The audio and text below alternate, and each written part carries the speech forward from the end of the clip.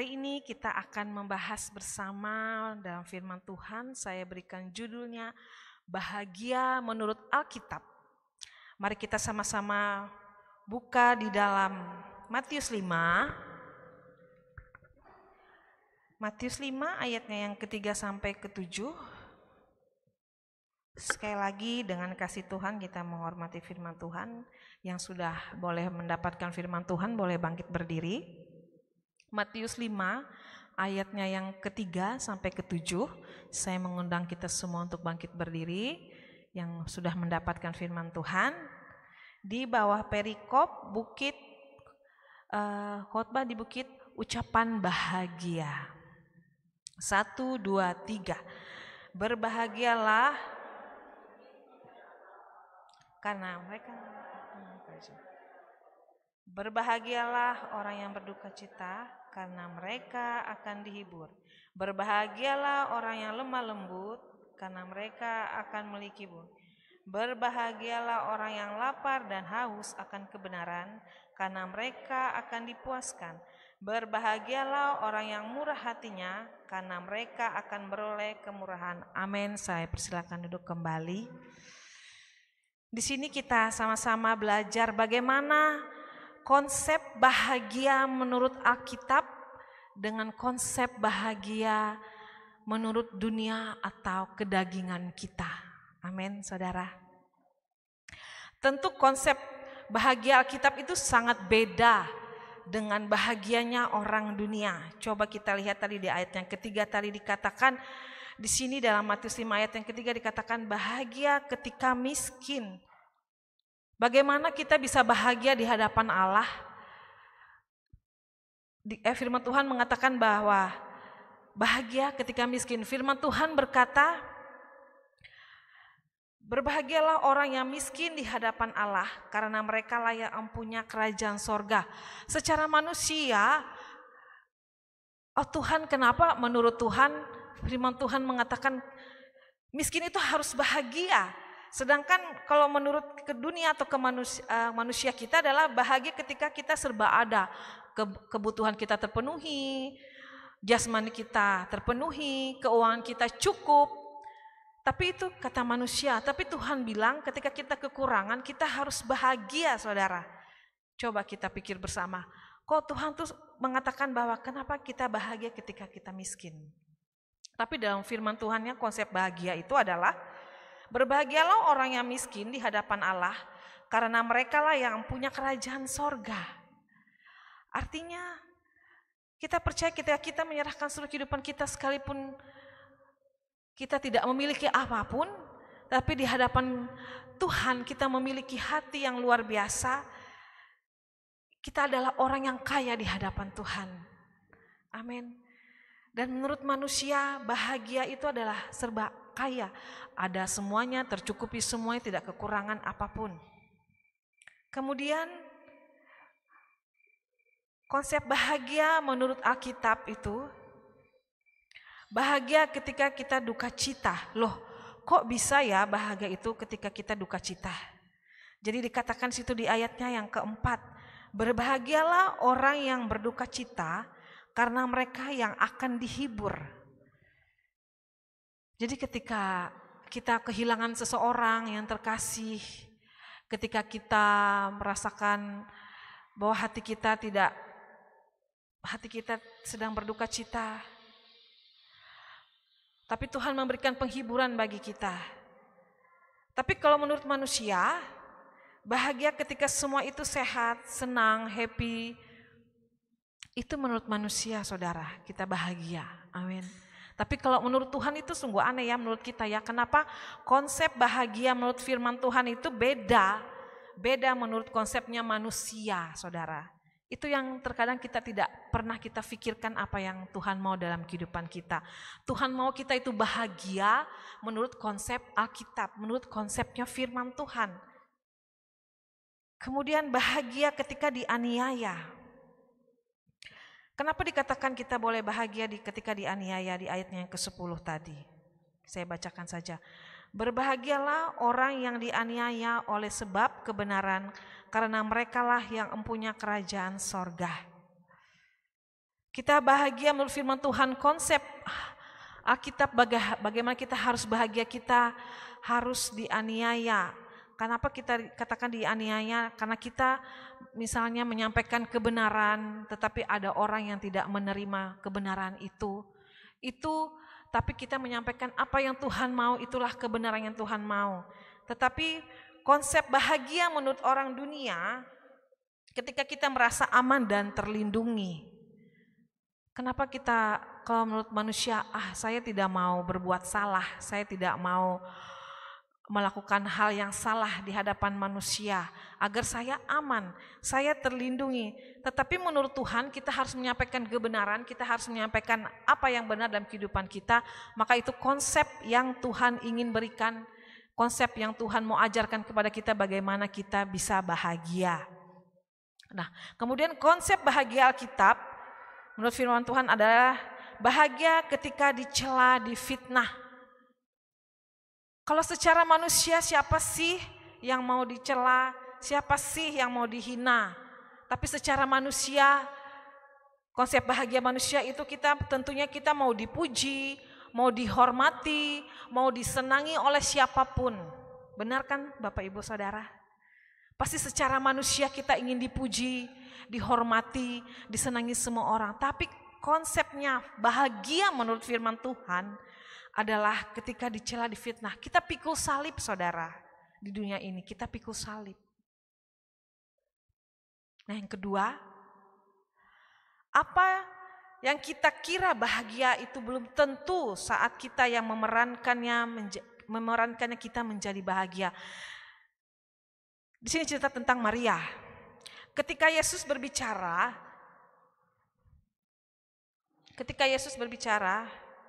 slide sebelumnya, yang kedua adalah apa yang kita kira bahagia belum tentu saat kita yang memerankannya kita menjadi bahagia. Di situ ada gambar seorang perempuan ya.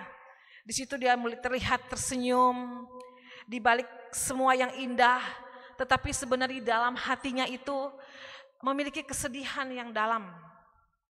Jadi itu adalah cerminan apa yang kita lihat secara kasat mata, oh si A itu bahagia ya.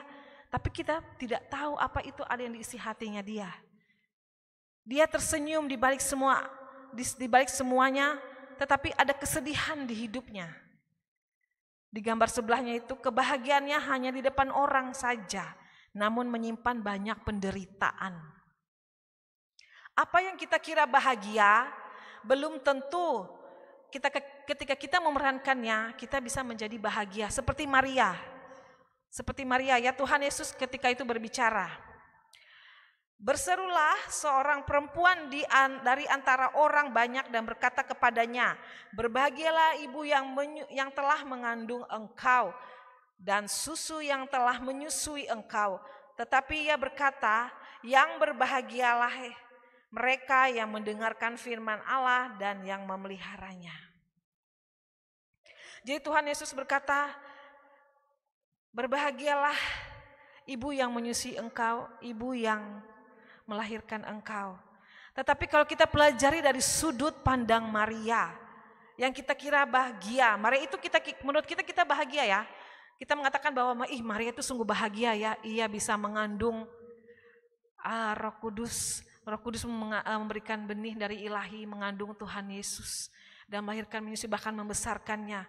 Kita lihat dari sudut pandang Maria, bagaimana ia bisa mengandung tanpa dibuahi seorang pria. Ini sungguh berat saudara bagi seorang perempuan.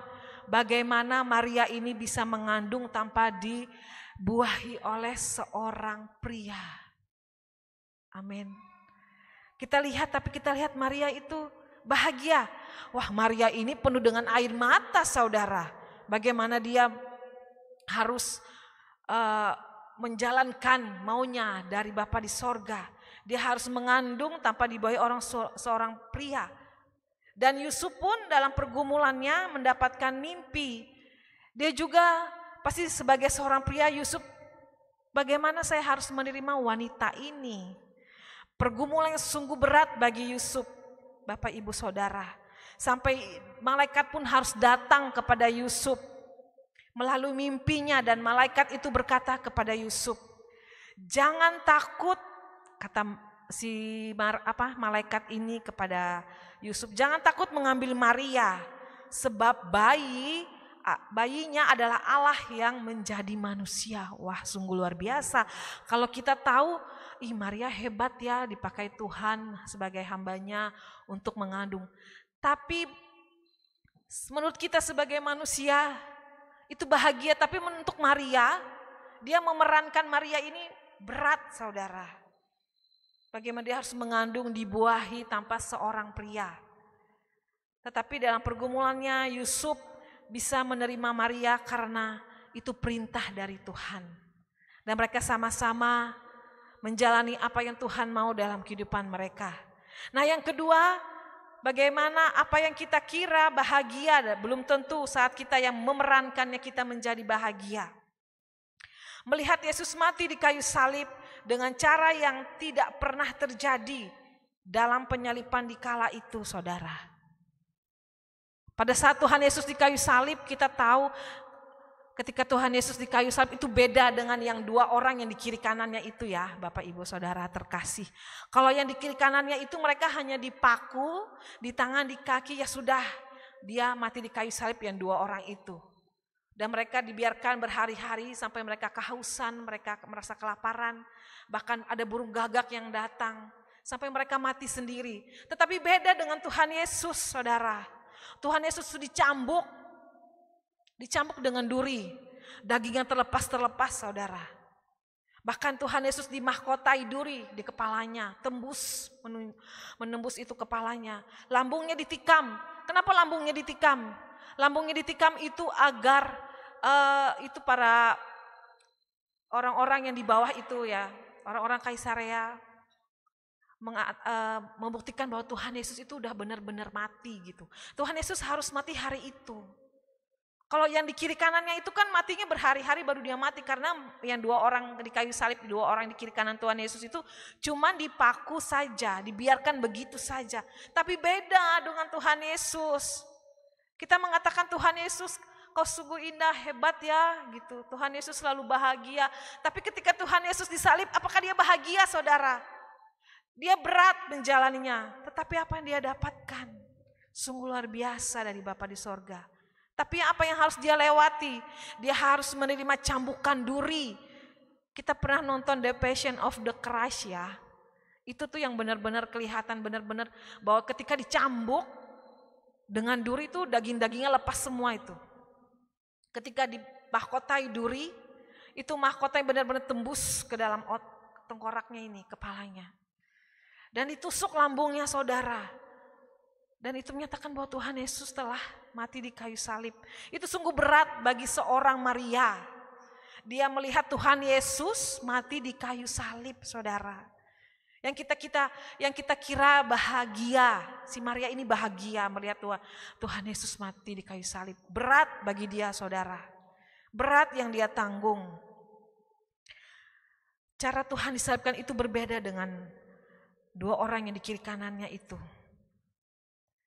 Lalu Simeon memberkati mereka dan berkata kepada Maria, ibu anak itu, sesungguhnya anak itu ditentukan untuk menjatuhkan dan membangkitkan banyak orang di Israel dan untuk menjadi suatu tanda yang menimbulkan perbantahan dan suatu pedang unduk akan menembus jiwamu sendiri, di dalam Lukas yang kedua ayat 34 sampai ke 35.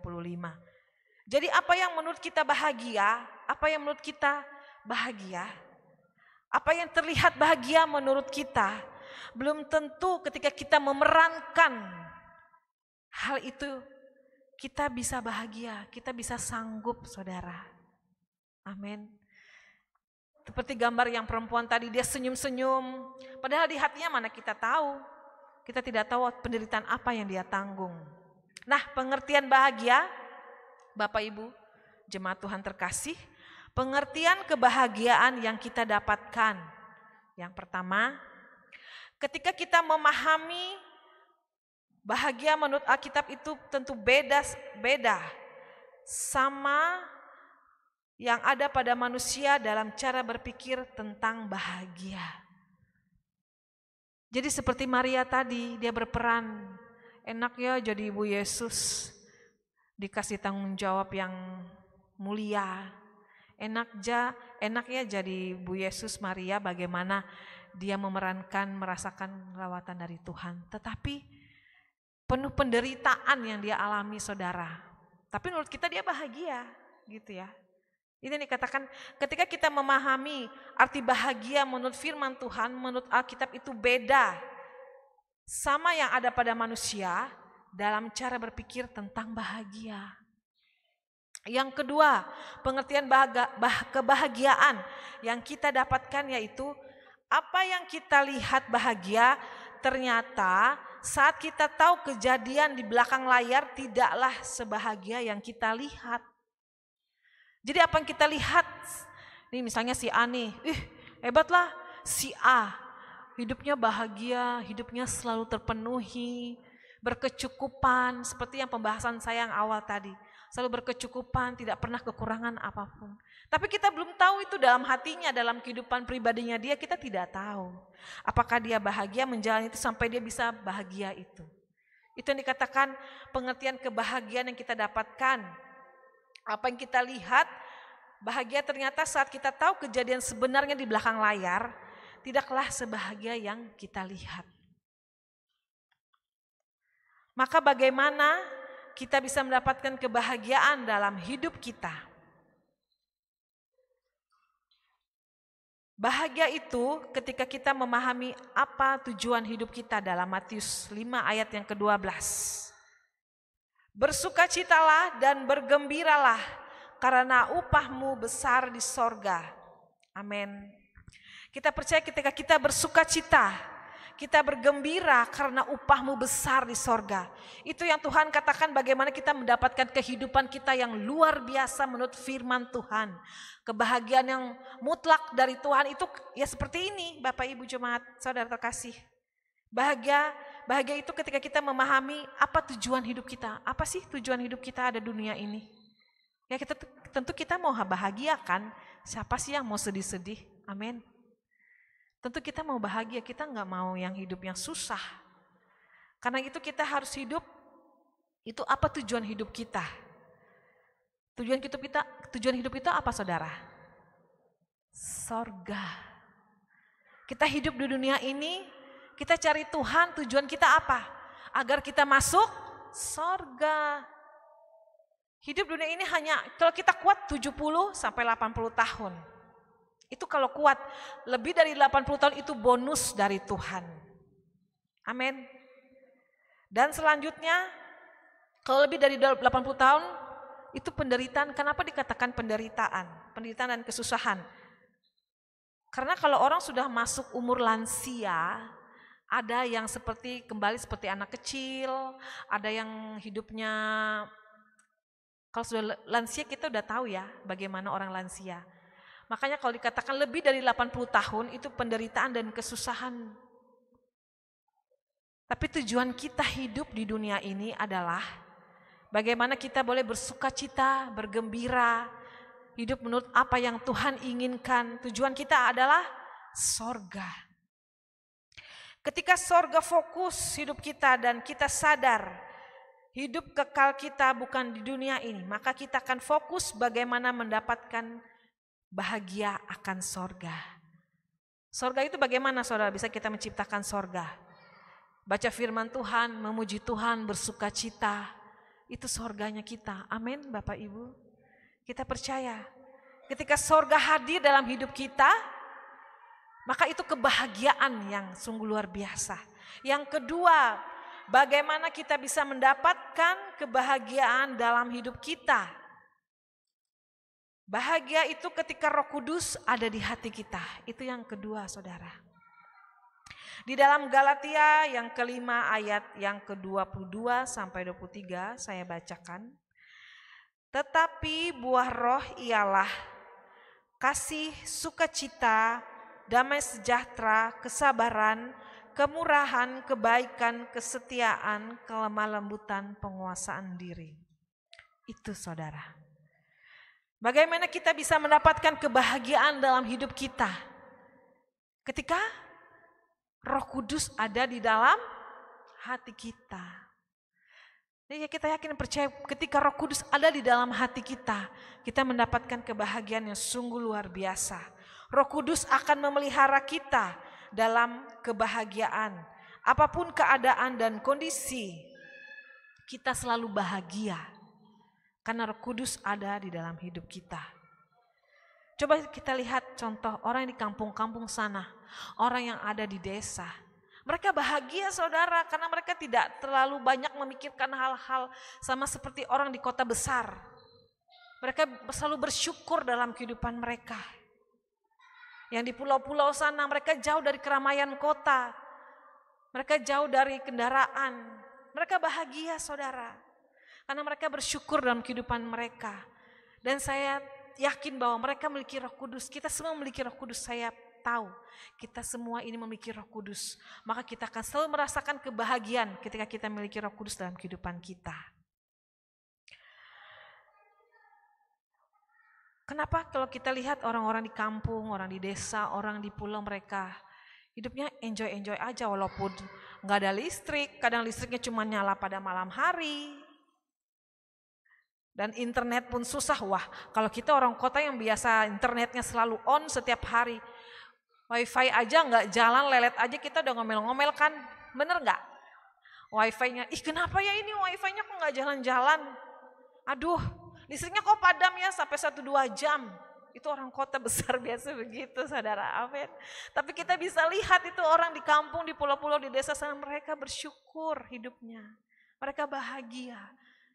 Itu yang saya bilang penjelasan pertama tadi dikatakan. Belum tentu yang kita perankan, mereka perankan, kita ada di situ, kita bisa bahagia saudara. Itu dikatakan bagaimana kita bisa bahagia menurut Alkitab. Yang kedua adalah ketika Roh Kudus ada di hati kita. Jadi seperti itu saudara, ketika Roh Kudus ada di dalam hidup kita, kita pasti bahagia. Apapun keadaan kita, pasti kita bahagia ketika kita memiliki Tuhan firman yang hidup ada dalam hidup kita. Yang ketiga, bagaimana kita bisa mendapatkan kebahagiaan dalam hidup kita. Yang ketiga adalah all you need less. Apa itu all you need less? Kurangin berpikir, ngurangin semuanya saudara. Ngurangin berpikir, kurangin stres, kurangin belanja yang tidak perlu dalam kehidupan kita. Kurangi kecepatan. Yang walaupun dalam rupa Allah tidak menganggap kesetaraan dengan Allah itu sebagai milik yang harus dipertahankan, melainkan telah mengosongkan dirinya dan mengambil rupa seorang hamba dan menjadi sama dengan manusia dan dalam keadaan sebagai manusia.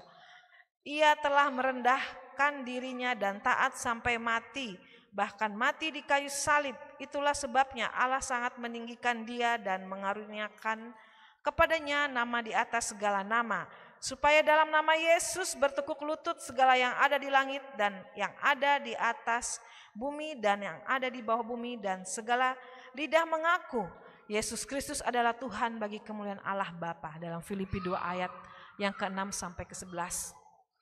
Jadi dikatakan bahwa Allah dikatakan all you need less. Kurangin saudara, bagaimana kita bisa mendapatkan kebahagiaan dalam hidup kita. Ngurangin itu segala yang apa kita inginkan. Dikurangin, apa maksudnya dikurangin ya? Ibu pendeta saya gak ngerti nih maksudnya. Ya kurangin berpikirnya, mungkin kamu memiliki keinginan 10. Kurangin 1 aja dulu sampai tercapai. Saya mau jadi orang kaya. Bagaimana saya bisa jadi orang kaya? Bekerja keras, saya harus kerja. Nah kalau saya kerja, di situ berkat Tuhan mengalir uang. Kalau ada uang, maka kita bisa misalnya kita bisa beli apa yang kita mau. Amin saudara. Jadi kurangin apa yang menjadi prioritas kita itu satu dulu. Kalau satu udah jadi, baru satu lagi. Kalau semuanya mau kita pikirin dalam pikiran kita, otak kita ini terbatas ya Bapak Ibu Saudara, untuk menampung segala apa yang kita mau, yang kita pikirkan dalam hidup kita. Otak kita gini terbatas, kalau semua kita mau tampung, wah ini otaknya jadi stres. Kenapa orang bisa stres? Karena banyak berpikir. Benar gak? Benar kan? Saya juga pernah ngalamin itu. Kalau terlalu banyak berpikir, maka kita akan stres, saudara. Sedikit-sedikit marah. Nggak ada salah apa-apa bisa ngomel-ngomel. Ya kan? Jadi itu dikurangin. Agar kita bahagia, Bapak Ibu jemaat Tuhan terkasih. Kalau kita mau bahagia, kurangin tuh pola pikir kita. Dan tujuan kita apa? Satu dulu, satu. Kalau satu sudah jadi, satu lagi. Kalau satu sudah jadi, baru kita lanjut ke langkah berikutnya. Terus kalau kita mau, contoh ya kalau mau belanja, gitu, kurangin yang kebutuhan yang tidak perlu, jangan dibeli. Nanti kalau uangnya habis, aduh Tuhan uangnya udah habis nih gimana gitu. Ya kan? Itu karena kemauan kita terlalu banyak, jadi kita nggak bahagia akhirnya.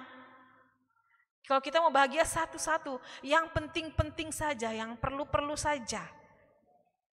Ini aja dikatakan di sini dalam Filipi tadi, ia telah merendahkan dirinya dan taat sampai mati, bahkan sampai di kayu salib. Kenapa Tuhan mau merendahkan dirinya? Padahal Tuhan itu tinggi ya, dia raja di atas segala raja. Dia merendahkan dirinya sebagai manusia, dia dicambuk, dia dimahkotai duri, dia dihina, bajunya dicobak, dirobek-robek, diinjak-injak, diludahi. Kenapa dia mau seperti itu? Dia mengurangi dirinya. Karena dia menginginkan kebahagiaan kita sebagai anak-anaknya. Dan apa yang dia peroleh? Tuhan Yesus mengatakan apa yang diperoleh?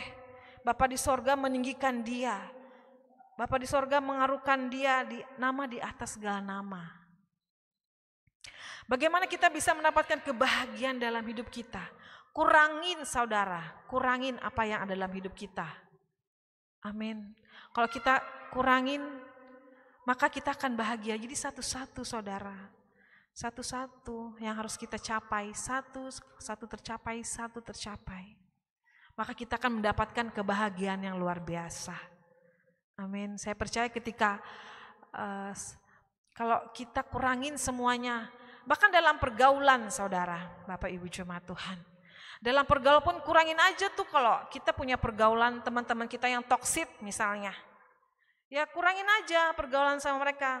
Nanti lama-lama kita bisa jadi toksik juga akhirnya, ya kan? Misalnya nih kita mau bantu teman dengan sepenuh hati kita. Tapi kalau orang yang kita bantu, teman kita yang kita bantu, dia malas tahu, dia nggak mau tahu, dia nggak malah cuek aja tuh dengan bantuan kita, nggak tahu terima kasih. Ya udah tinggalin aja. Karena dia apa? Kadang dia toksik. Kadang dia merugikan diri kita juga, tidak tahu terima kasih. Tinggalin aja saudara. Ngapain kita pedulikan dia? Terserah dia mengatakan kita nggak peduli, kita egois, terserah. Tapi kita harus mengerti bahwa bagaimana kita bisa bahagia dalam hidup kita itu ya seperti ini. Kurangin segalanya. Kita harus kurangin. Kalau kelebihan itu nggak bagus, akhirnya kita stres sendiri saudara. Makan aja kalau kelebihan gimana tuh? Kalau makan kelebihan, itu nggak bagus kan buat tubuh kita, akan jadi berbagai macam hal terjadi dalam kehidupan kita. Jadi kita harus bahagia itu ngurangin semuanya saudara. Ngurangin berpikir, ngurangin stres, ngurangin apa yang tidak perlu, ngurangin kecepatan kita. Kita mau cepat berlari nih, tapi Tuhan bilang sabar dulu, pelan-pelan dulu. Jangan terlalu cepat. Kalau terlalu terburu-buru, terlalu cepat nanti hasilnya nggak bagus. Seperti itu ya Bapak Ibu Saudara. Kemudian yang keempat, bagaimana kita bisa mendapatkan kebahagiaan dalam hidup kita. Bahagia saat kita telah dewasa rohani. Saat masih bayi atau anak-anak dalam pemikiran kita, seperti poin 3 tadi. Poin 3 tadi kan kalau seperti anak kecil, ini anak-anak nih, gas aja terus. Ya, sampai kita melampaui semuanya. Kejar ini, kejar itu. Semuanya kita kejar. Poin yang ketiga tadi tuh. Kita harus ngurangin semuanya. Yang keempat ini ngajarin bagaimana kita bisa menjadi dewasa rohani agar kita bahagia. Gak gaspol terus tuh. Kalau anak muda kan di jalan tuh gaspol. Ya itu seperti masih anak-anak karena dia anak remaja. Tapi kalau kita yang udah dewasa, orang tua di jalan santai aja tuh di jalan, lampu merah berhenti, nggak tuh terobos lampu merah. Jadi di sini Tuhan mengajarkan kita bagaimana kita bisa bahagia itu. Kita harus dewasa rohani, saudara. Kita harus matang di hadapan Tuhan. Barulah kita paham bahwa bahagia hanya didapatkan dengan cara sederhana. Apa itu cara sederhana? Bersyukur. Kan sederhana aja tuh kalimatnya, bersyukur. Tapi maknanya dalam, Bapak Ibu jemaat terkasih. Maknanya dalam itu kalimat bersyukur. Nah, coba saya bacakan ya dalam 1 Korintus 14 ayat yang ke-20. Saudara-saudara, janganlah berpikir seperti anak-anak, namun dalam kejahatan jadilah baik, tetapi dalam pemikiranmu jadilah dewasa. Tadi yang dijelaskan tadi. Kalau seperti anak-anak itu kan dia maunya terserah dia aja. Dia maunya ngapain terserah dia aja, gas aja terus. Ngapain aja terserah dia, malas tahu sudah. Orang mau bilang apa, dilarang aja enggak peduli. Itu namanya anak-anak. Tapi kalau dia udah dewasa, dia paham betul bagaimana dia harus bersikap, bagaimana dia harus bertindak. Itu dewasa rohani. Agar apa kita dewasa rohani? Agar kita mendapatkan kebahagiaan yang menurut firman Tuhan itu terjadi dalam kehidupan kita. Amin. Saya percaya ketika kita sudah dewasa rohani, maka kita akan mendapatkan kebahagiaan menurut firman Tuhan, bukan menurut manusia atau kedagingan kita ya, Bapak Ibu Saudara. Jadi kita harus dewasa rohani. Dengan cara, apa tadi sederhana? Bersyukur. Kalau kita bersyukur dalam segala hal, apapun yang kita alami, apapun yang kita lakukan dalam dunia ini, maka semuanya itu maka kita akan mendapatkannya. Nah, dalam penutup, berbahagialah sebagaimana Alkitab maksudkan.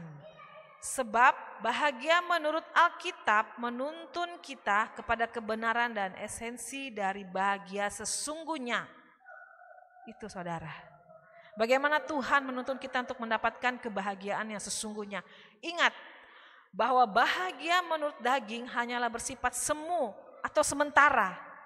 Dan hanya bertahan sampai waktu tertentu.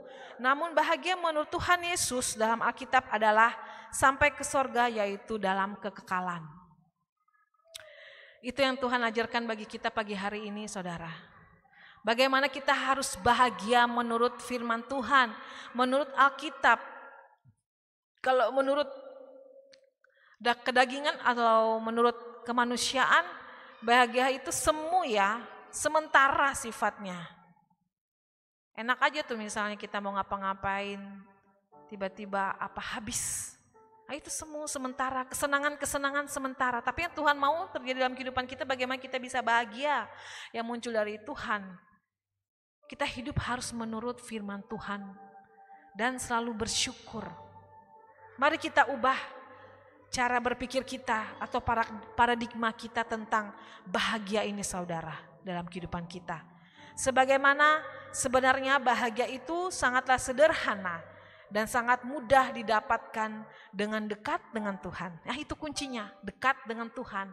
Kalau kita jauh dari Tuhan, waduh, bisa kita otak ini penuh dengan pikiran-pikiran negatif, pikiran-pikiran stres. Tapi kalau kita dekat dengan Tuhan, maka kita akan mendapatkan kebahagiaan yang sesungguhnya. Yuk, saya mengundang kita bisa bahagia ya dalam hidup ini. Dengan bersyukur saudara. Dengan apa yang kita dapatkan, apa yang kita miliki, bersyukur akan keluarga yang kita miliki. Bersyukur akan penghasilan yang kita miliki saat ini.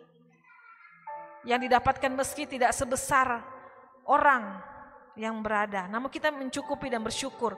Syukuri dan syukuri maka kita akan bahagia senantiasa. Amin.